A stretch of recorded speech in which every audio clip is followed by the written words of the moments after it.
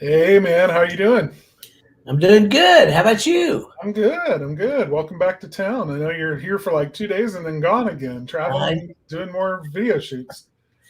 well, I went to my dad's 88th birthday. Oh, nice. So, yeah, he was 88 on Monday. So I drove down on Monday and we spent all day Tuesday with him and then drove back part way Wednesday and the rest of the way this morning. So, yeah, just trying to get back to town, and then I'm off to Connecticut with Jonathan for a video shoot on Sunday. So, Awesome. off And you we guys go. are doing Louisiana too, I think, a part of the same trip, right? Yeah. Well, I've come back here for 3 days, and turn around. We go back to Louisiana. So Wow. yeah, it's fun. Then I'm not doing anything between now and like all of January. I'm not going anywhere. Good. Good. Good But to we hear. will be going to Heat Shield. I think the first week of February. Yeah, looking forward to that Yeah, for sure. it'll be fun. Well, welcome everybody. Thanks for joining us on Spark Live. If you're coming in and watching, make sure you give us a thumbs up or a like or a heart, or if you're on YouTube, then click that subscribe button, as they say. Let's all appease the Google gods and Facebook gods with all of that fancy activity. So we're having a great conversation today. I actually read through your notes, Taylor, and I've got a couple of questions for you. I'm hoping you can answer. So um, this is pretty in-depth stuff, but I think it's going to be a really good topic, talking about some of the worst SEO advice out there on the internet. So it's really interesting because when you travel with my wife, you are going to listen to podcasts. I mean, that's just part of it. And she listens to podcasts, and she's got some coaches that she follows and whatnot. So one of the coaches that she follows had a podcast on influencer, and it wasn't all on this, but the backlash on influencers and the backlash on coaches. There's this big backlash happening, and I'll be honest with you, I'm not online near as much as I probably should be, but she's talking about on social media, especially in areas like the beauty industry and the self-help industry, the fitness industry, the dieting industry, all those industries, because most of the time, and people don't realize this, somebody writes a book or they come out of the woodwork out of nowhere, and we just say, oh, there's something new, and we just take it in and take it in, and then we do it and it doesn't work and we get all upset. But what's happening now is people are starting to say, hey, back up what you're saying, back it up, Yeah, I'm about back to it up. risk my entire business to follow your advice. And if it doesn't work, I'm going to be not just where I was before I started, but maybe even further behind where I started, and doing Exactly. damage to my company, my brand, my presence, all of these things. So you better know what you're talking about. And you better prove to me that you do. Yeah. Yes. Yeah. That's good. Because everybody, what it's really about is making money. And she went even one step further and said, if they tell you that they have the answer, run, because nobody has the answer. Nobody has the answer ultimately. It's and I got to thinking when I was listening to that, I got to thinking about what we were going to be talking about today, about the worst SEO advice on the internet. And I'm like, yeah, it is. It's the same thing with online marketing and marketing in general. I mean, it was some of the best marketing I've ever seen. Do you remember? And I may be really dating myself. Do you remember? I think it's called The Music Man, where he's a flim flam man and he just goes in and he's all da, da, da, da, I'm talking about Pete. yeah, Yeah. the whole deal, and he just makes everybody happy, but he's a lying sack of what, you know, and he gets caught, and he ends up, as movies do, he makes it okay. But online marketing, they just go to the next group of saps Well, this isn't just an online marketing phenomenon, but marketers in everywhere. general are better at deploying this strategy because it's so effective. marketers and politicians, unfortunately. And, this is Yes. one of those moments where I'm not particularly proud to be a marketer because I don't like the strategy just for the sake of using the strategy, but they play on people's fears. They do. And by playing on people's fears, they can get them to do just about anything, spend any kind of money, support any kind of cause, do whatever needs to happen to line their pockets and make out really well, assure themselves power, whatever it is that their goal is. Yeah. By playing on people's fears. And we just have to recognize it for what it is. And it does happen in the marketing industry quite a bit. Well, and there was something she said that it was some of the best advice that I have ever heard. And I would tell people, even with us, even hearing us and listening to us, you need to put it through your personal filter. Does this sound swarmy, spammy, scammy? Does it sound like it's too good to be true? Does it sound like it doesn't resonate with how you want to do business? I think that's huge, because there are people that want to work with us that, we start working with them and about 2 months in, and I'm like, oh, this is not going to work. And it's because our values aren't the same. It's a value proposition. So there are a lot of filters that you can run through. But the first filter is you've got to figure out who you're going to listen to and who you're not going to listen to. And I think this is huge. And I think we can get into this and give some people some pretty good guardrails with this that I think can help them. And I'm gonna speak about guardrails outside of you and me, by the way. Okay. Yeah. Give some things about who we listen to, where we go, some of those kind of things, so that people understand, I just don't make up stuff. I'm actually following people online. I follow certain organizations. I'm members of certain groups so that we get informed. And I do it for a couple of reasons. One reason is, guys, here's a stat. I'm going to read this. I did this. I went to Google and I typed this phrase in: SEO advice for small businesses.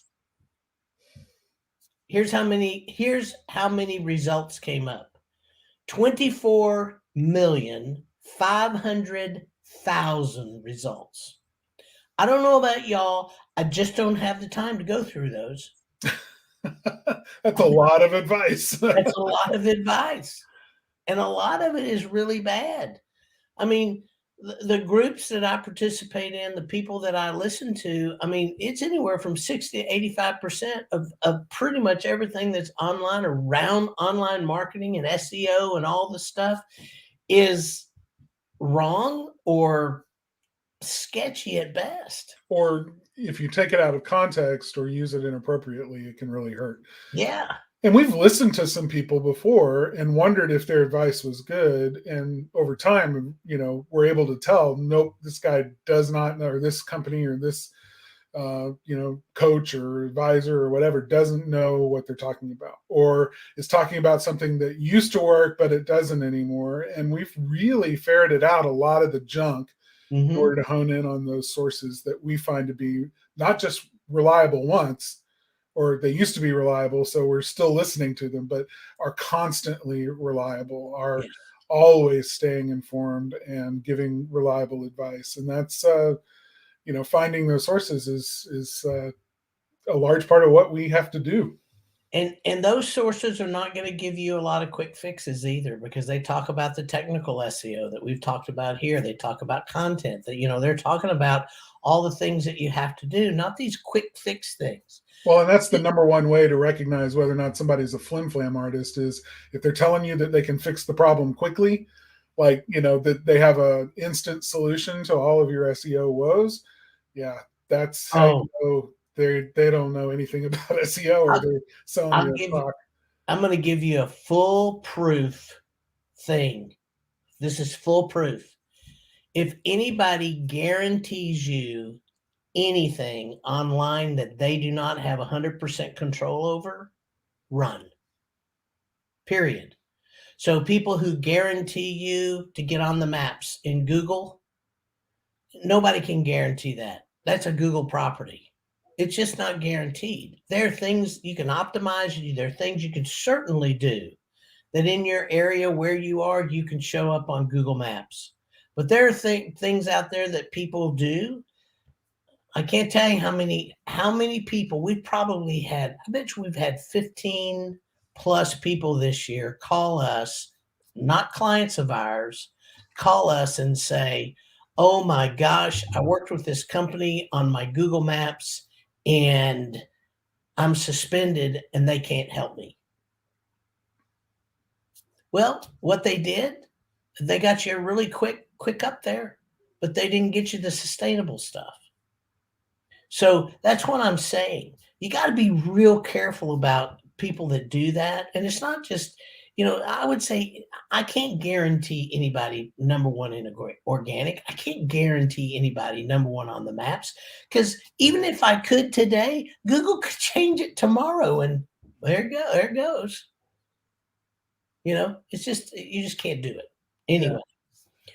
So there's a couple of things that questions and stuff. I just want to make sure that people understand a few things. So I don't know. Do you want to ask me questions as we go? I know we have a couple of people on here. There's a couple of great questions, but I want to get to them after we've had a chance to talk about a lot of this, because they're good questions about, like, we're talking about our sources and who we listen to and everything else. And they're wanting to know, who do you follow on Facebook to get the latest research and what they're doing?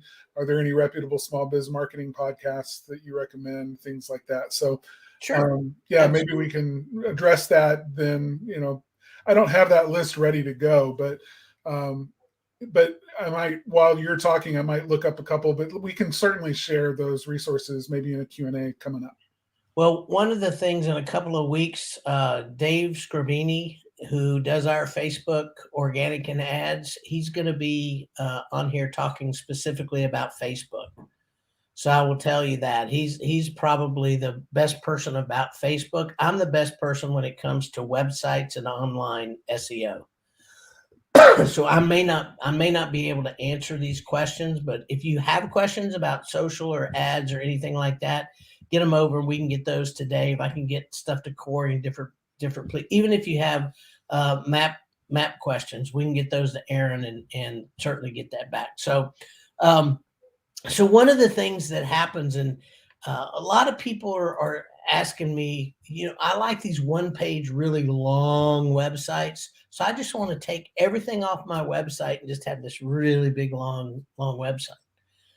So, it says, don't remove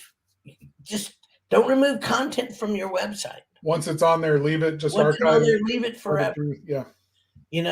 So there's a half truth in this. Yes, that's not true. You can take stuff off your website. Okay. Here's the problem.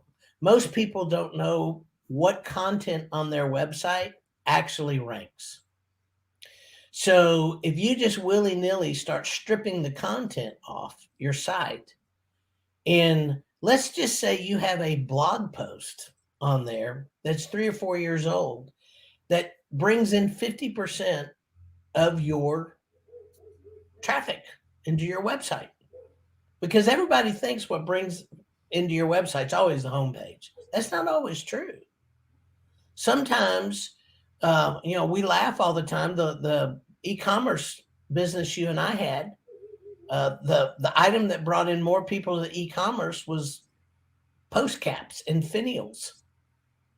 We had thousands of people on our e-commerce site and post caps and finials, and we made a lot of money on that item. Just in that category, yeah. And people were just flabbergasted. How did you get there? Well, we had content. For whatever reason, our content hit.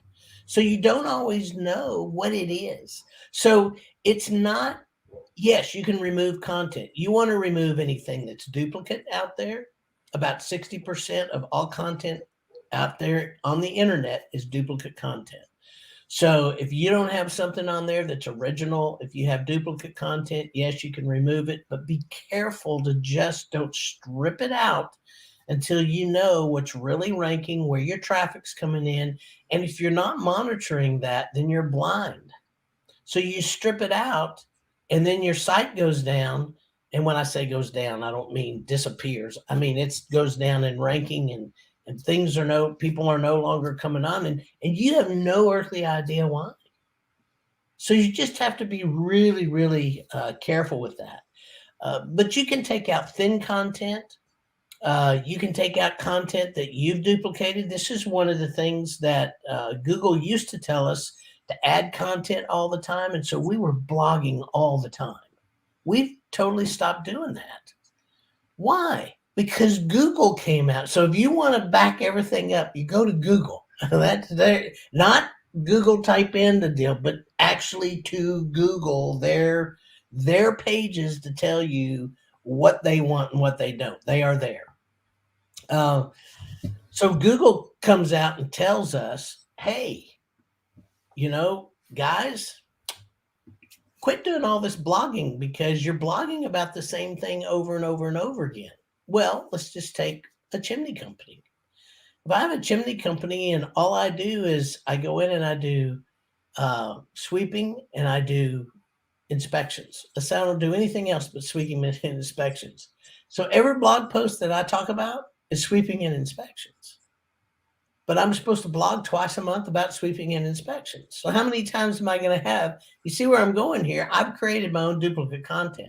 So the first thing you have to do is you need to go in and consolidate that content. Take the best of that content and put it on really one great page or one, and hopefully that helps a little bit. The other thing you have to be careful of, if you're stripping out content, that you have links coming in from really good reputable sources. Because if you do that, that kind of reduces your overall site authority. And that's a ranking factor. So that's another thing you have to be real careful about. And people ask me all the time, well, how do you figure that stuff out? Well, there are tools back there. Everybody should be running some type of analytics on their website. You should have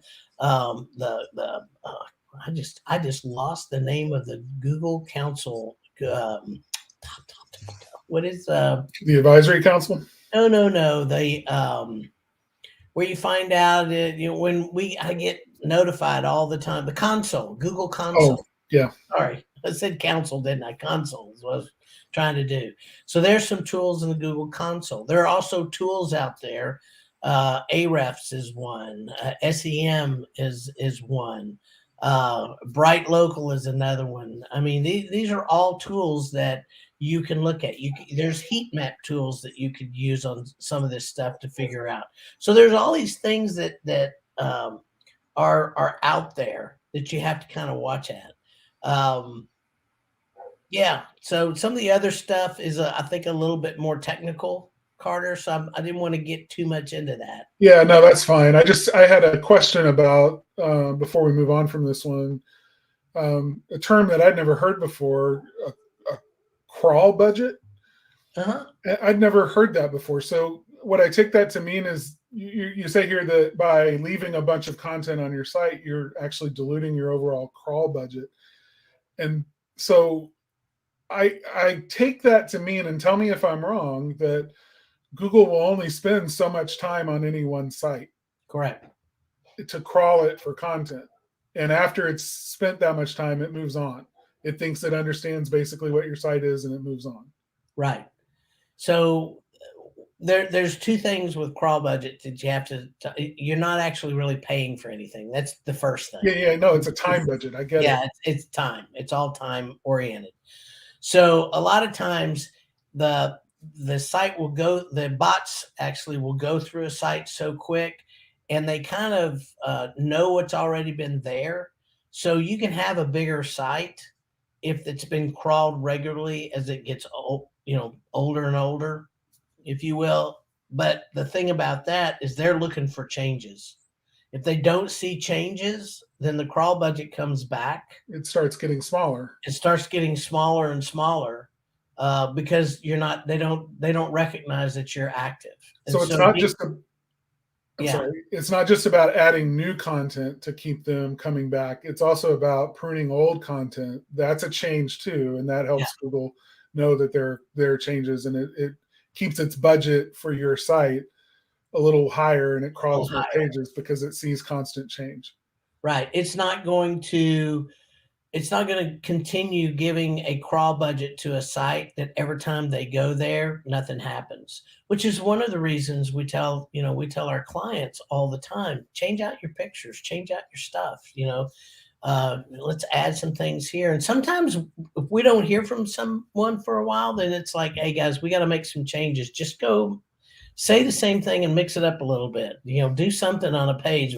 We got to change something out because Move things we around, can add a see, photo. yeah, we can see some things happen. So that's a really important thing to realize. So yeah. So Terry's asking, do you need to make changes to your website every day in order to keep Google coming back and to every page on your website? No. What I would do, I would make I would make periodic changes to things like before and after pictures. I would change out my reviews. There's a couple of reasons I choose these, Terry. One is because you want people coming back to your site not seeing the same things anyway. You want to up your reviews on the site so that you see that people who come back say, oh, that's a new review. Well, Google does the same thing. They see it's a new review. So those kind of things to me are the most important. You want to go through your site every once in a while and make sure that the technicians are still the same technicians. You got the same pictures up there of your technicians, or do you need new pictures? Do is things looking dated? Those kind of things. I mean, that's the main stuff. Then I would go through my content.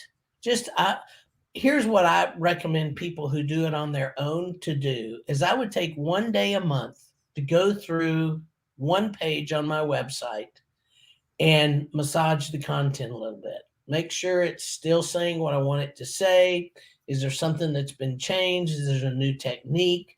Did I miss something on the page? Have I added a service to to something that I need to somehow figure out to add to my website? Is there a service on my web?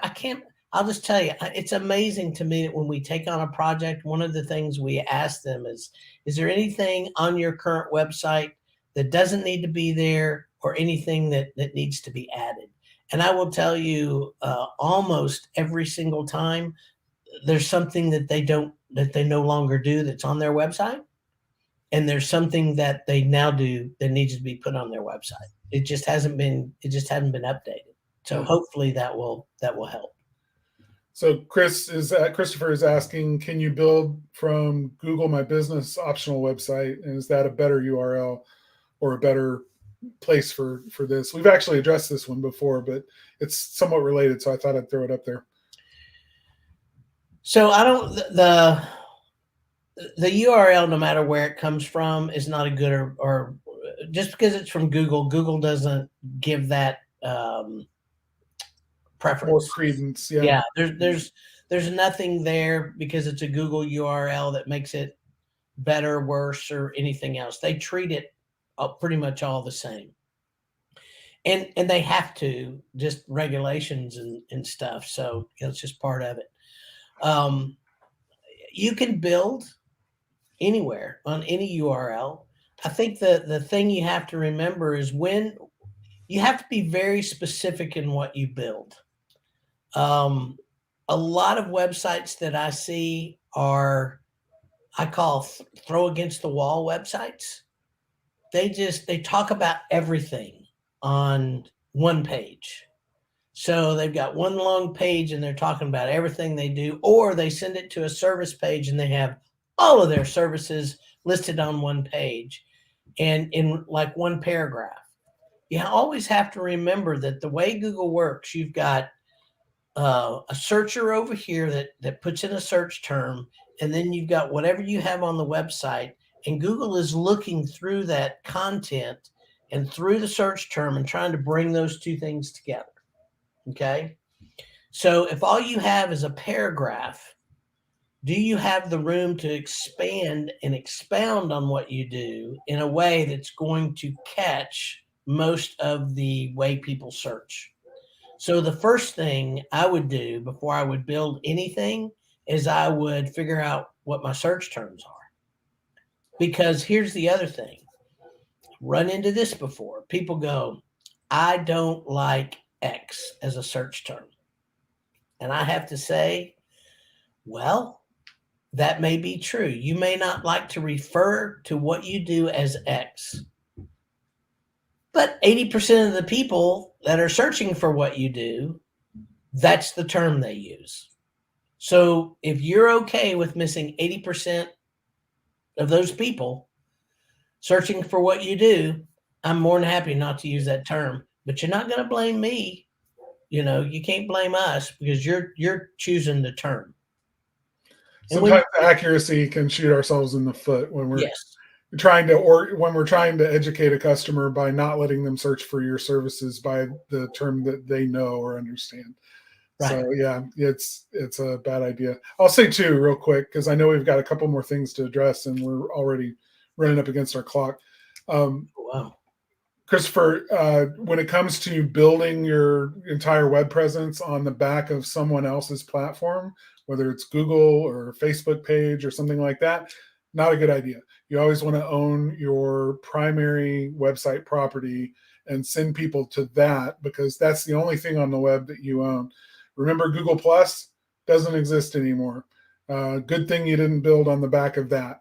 Remember, I mean, the list is pretty long, but there's all sorts of platforms, all sorts of services, things that Google has offered that they no longer offer that were really good when they were there, but they're not there anymore. And so you never want to rely on a service that someone else is offering as a free thing. And we, trying to encourage you to use it because there's just no guarantee that it'll be there forever.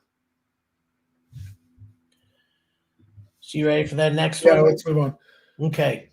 What is the next one? Right. Here we go. Sorry. That's my job, and I just let down on it. Just write more per page and you'll rank.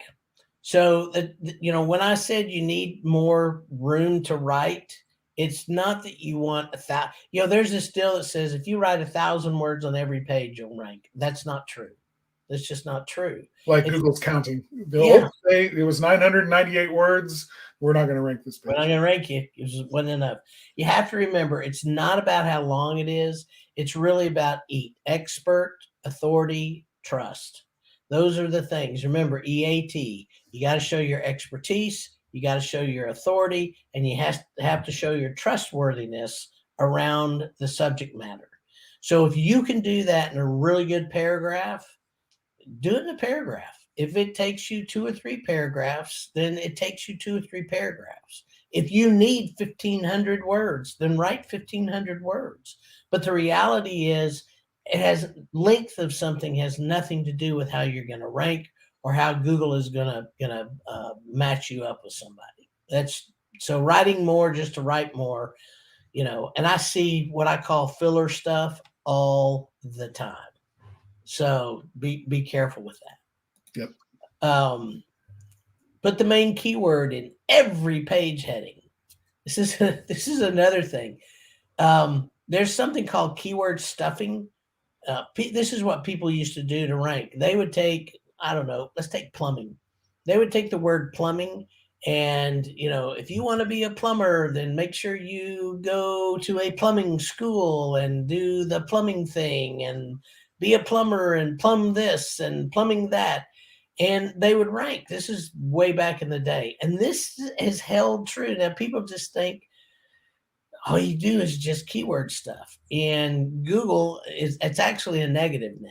Google's like, yeah, no, don't do that. If you can't write it, if the headlines and everything is not written in a way that is understandable by your customer, then it's wrong, period. And it's not going to help you. So if it doesn't make sense to put it in the heading, then don't put it in the heading. If it makes sense to put it in the heading and it's, that kind of thing, that's different. I mean, you can do that, but don't try to make room or manipulate a heading to make sure it gets in there. Which goes right into the next one, putting your SEO keywords and stuffing those in the alt text field, which is the meta field for images. So when you put an image on there, the alt text is actually designed for non-sighted people to be able to understand what an image that is on a page is about, right? So a screen reader will read the alternative text for that image to help somebody who can't see the image know what is on a page. And that's really what the purpose of that is. So throwing a bunch of keywords into that space does not get you any benefit from SEO, okay? And in fact, it can actually hurt because there are a lot of lawsuits happening around sites that are not presented well for especially in America, the Americans for Disabilities Act. So if your site isn't really accessible by people with disabilities, including sight, then your alt text, stuffing it full of keywords could actually hurt you. So the next one is, I was told I have toxic links and need to submit a disavow file. So there used to be all this link building stuff because link building was a huge thing with Google. This is another place where it's still, I have clients probably once a month now. It used to be once a week. Get in touch with me and say, hey, I got this deal. Somebody wants to be a guest post blogger on the site. The answer is no. And the reason is I don't care about links. Okay. The only links that I want your site to get are natural links. And those are links that, from associations in your industry, links from people that you do business with. If you're a plumber and you're in a B&I group with a roofer and a chimney guy and a handyman and all that, and you guys have backlinks and refer each other, that is a natural link. That is perfect. That's great. But a toxic link, and this was used, we had clients that we used to have to do these disavow files. And I'm so glad Google stopped this because it's a pain in the butt. We had a client that just all of a sudden tanked. And it's been, I don't know, 9 years ago, something like that. And we went through everything. And the only thing that I found is a competitor had gone and submitted them into a link wheel, which there used to be these big link wheels out there that would just spit out links in mass. And so we had to go through and do the disallow file. But Google has learned that 80%, if not more, of all the backlinks are toxic. And that's what they call toxic links. They come from places they shouldn't be. And it's just too easy to bring people down by submitting somebody to that. And so Google just said, nope, we're not going to do that anymore. We're not going to look at 80% of those. So you don't have to do any of that anymore, which is really a really good thing. Yeah, Google's gotten really good at knowing what a natural link looks like just based on its artificial intelligence and algorithmic pattern searching and things. So that's awesome. And there's a ton more other stuff out there, but these are really the top ones that I still see all the time that people pay for. Really want to make sure that people are aware. Hey guys, don't pay for this stuff. It is not something that makes any sense whatsoever. Yeah, that's where a lot of the scammers are hiding out these days. Christopher had one more question I think we're going to answer in a different segment. So Christopher, you'll definitely want to come back. And also check out some of the previous episodes of our Spark Live, because we have addressed reviews and fake reviews and how to deal with negative reviews and a lot of things on the review subject, both in our Q&As as well as specific episodes about that topic. So, but the short answer to your question is yes, Google is aware and is actively dealing with fake reviews and in getting better at spotting fake reviews. So, but make sure that you search some of our previous content for more information there. You can do that on our Facebook page. You can do it in YouTube. Just look up Spark Live, Spark Marketer, Spark Live, and you'll find our channel there and be able to research some of that too. So hope that helps. Yeah, that would be pretty good. So what else did you want to ask? That was it. I think we covered pretty much everything. You answered one of my other questions already. So, okay. But the big one was on I just hadn't heard that term before. So just to tell you some of the people that I follow, there's a guy by the name of Bruce Clay. He's known as the father of SEO. He's been doing this since the 90s. I don't see, we pay for his stuff. I don't, but he's got some free stuff out there as well. Most, I'll be honest with you, most of the people that we follow, we actually pay for and have memberships into, because I want the real thing. And a lot of these people that give out a lot of free stuff just don't tell you everything. The other one is Search Engine News. They've been around. Another one, they've been around since the 1990s.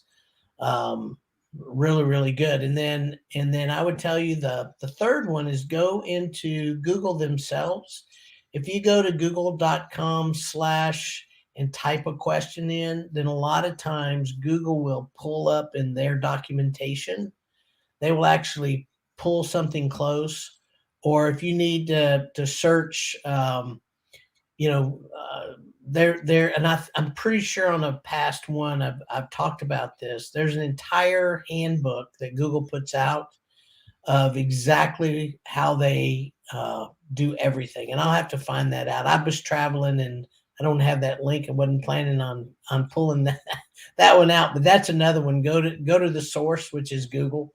And people say, well, what about Bing and Yahoo and all these other ones? And I'm like, I will tell you, Google is the master here. So follow that one, and the rest will just fall in place. Yeah. I actually looked through my list of podcasts, and all of the marketing podcasts that I listen to are really aimed at agencies like ours. So I don't have any that I could really recommend, because it's all about agency business stuff and not really specifically about SEO marketing and strategies like that. I will say one podcast that I really have enjoyed over the years is one called Unmarketing. Scott Stratton is the guy, he and his wife. And it's kind of they just cover a lot of the news headlines going on in the world of marketing. A lot of it's big brand stuff, but it gets into some small business marketing too. So he loves to bring up missteps like marketing faux pas and things that people have done that he just cringes at and goes, oh no, you don't do that, and here's why. And he and his wife have a lot of fun with it, and it's fun and funny. He's written a book about it, so check out the Unmarketing podcast. Yeah, if you're interested. And I'll come up with some other ones too that I think are reputable and trustworthy. But we'll have to do that in the next Q&A. Well, there's this thing called Spark Live. Yeah. Those guys are pretty reputable, I think. Yeah, I trust one of them. I'm not going to tell you which one. Oh, Lord. All right. Well, that is going to do it for this Spark Live. We're a little over time, but appreciate everybody sticking around and listening to us. Thanks for your likes and your hearts and your thumbs up and your click subscribe on YouTube. So just a reminder that you can find us on Facebook.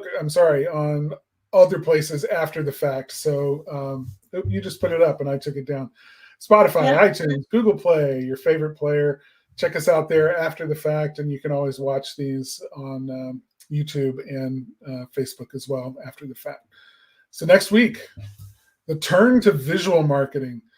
I'm not even sure what that means yet, except that I know that there's a trend toward visual marketing, and I think that's kind of what you mean. And talking about that, I think, is going to be a good discussion, especially as it relates to home services businesses, which can sometimes be a challenge to visually market. It's not like merchandise and purses and shoes and things like that. It gets a little challenging. So I think that'll be a good discussion next week.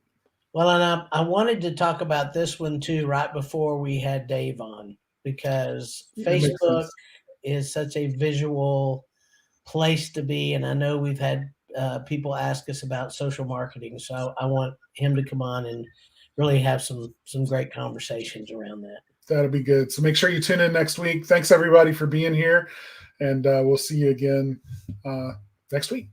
Thanks. Thanks, guys. You have a great day.